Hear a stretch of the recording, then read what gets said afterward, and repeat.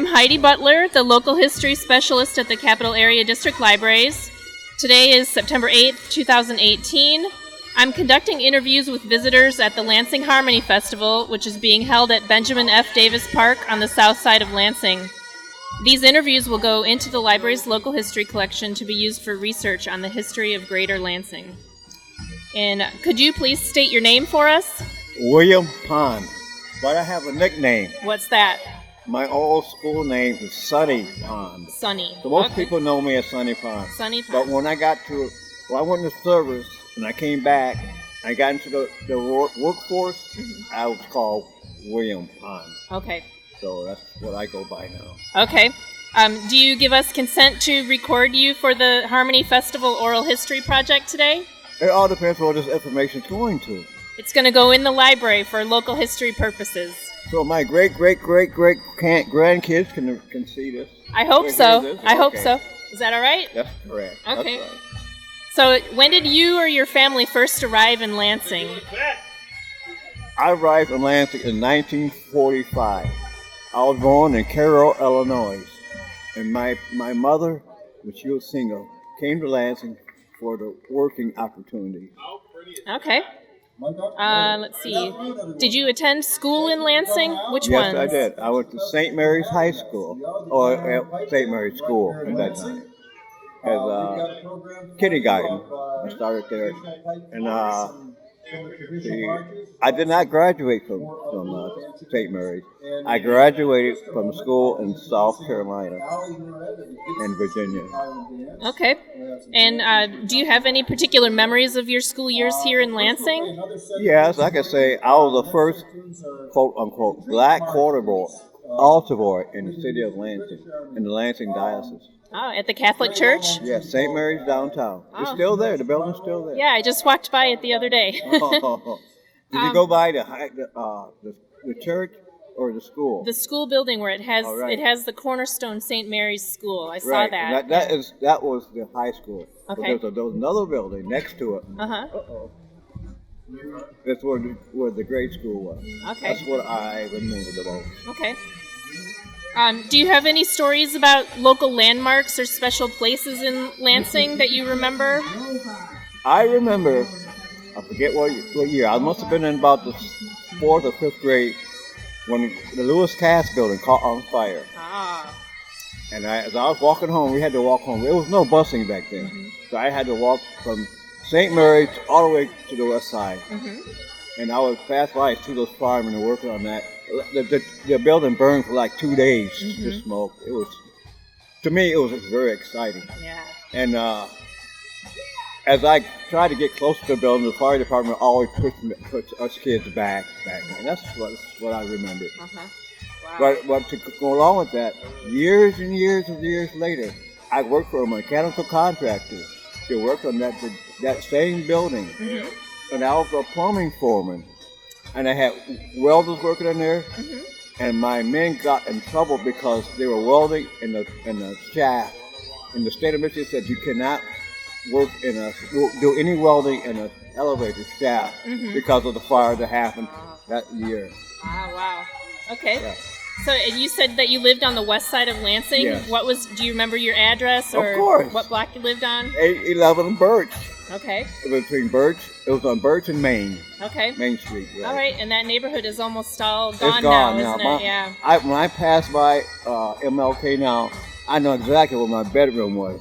It's a sign, no parking sign or something there. But I just remember being right there. Yeah. And so when that neighborhood was demolished for 496, did your family still live there? Well, by that time, it was just me and my mother. And when I got out of the service, my mother never owned a house. First thing I did was buy her a house. It was bought in Churchill Downs on Karen Street. Sure, right. That's great. Okay. Any other stories or things you'd like to tell us about yourself or your family? Myself or my family? I remember working, assigning shoes downtown on the corner of Michigan and Grand. No, I'm sorry, Michigan and Washington Avenue. Shining shoes for 10 cents. Oh, that was right out on the street corner, or right on the corner, right yeah. there. The corner's is it still there? Yeah, I think the corner's still there, but it's different. You know, it's got all the art and stuff on it. Yeah. You know. But it was a store there. It was an old original PX store. Called, I think it was called Yankees. And when I had a little money, I would always go in that little store and buy me little army stuff and trinkets and stuff like that. And just about your time in the service. So you joined up when you were how old? I was 16. My mother had to sign a waiver because I was underage. But she signed a waiver that I could go in 3 months early. So I went in at 16 and came out 21. And did you see any action overseas or anything like that? No, but I remember going to, I think, Little Rock, Arkansas, and these black kids were trying to get into school. And that I was in the 101st Airborne Division, which is on my hat right now. And it just had nothing to do with it, but they kept all the black soldiers out of that. We had to bivouac in a park where all the white soldiers went into the city that did all this. But that has nothing to do with this, really. But that's just the way it was back then. Different story, yeah. Okay. And I remember the night President Kennedy was supposed to got shot. I was scheduled to go to Vietnam. And because of Kennedy getting shot, I did not have to go because they put everything on hold. In fact, the whole military was in the free state. We did nothing for 2 weeks until they decided what the Russians was going to do, because we were trying to decide were the Russians going to attack us or were they not. So I didn't have to go to Vietnam. Wow. Just by that. President Kennedy, he was one of the best presidents there ever was. Wow. Well, these have been some great stories. If you don't have anything else to add, I'll say thank you. I got some more. Sure, keep talking. I can remember. This is probably 1948. Maybe 49 or 50. We used to go fishing down on Waverly Road. The bridge there. I remember that bridge was a wooden bridge. You could when you walk past the bridge, you would look down to the river. Wow. People don't believe that. But yes, it was one time. It was a wooden bridge. I remember, just like it was yesterday. Did cars drive over it? They did, or no? Very few, because we just rode our bikes over it. I mean, I was only about 7, 8. Okay. And people don't believe that bridge was an old wooden bridge. And also, I remember there was an airport. I apologize. Right on. No, you're all right. No, on the corner of Waverly and Holmes. People don't believe there was an airport right there. Waverly and Holmes. Huh? Right there in the intersection. A little airstrip. Yeah.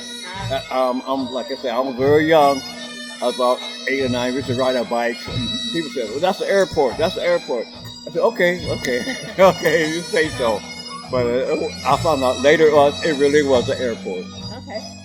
Oh, very interesting. Okay. Well, thank you very much. Okay, no problem.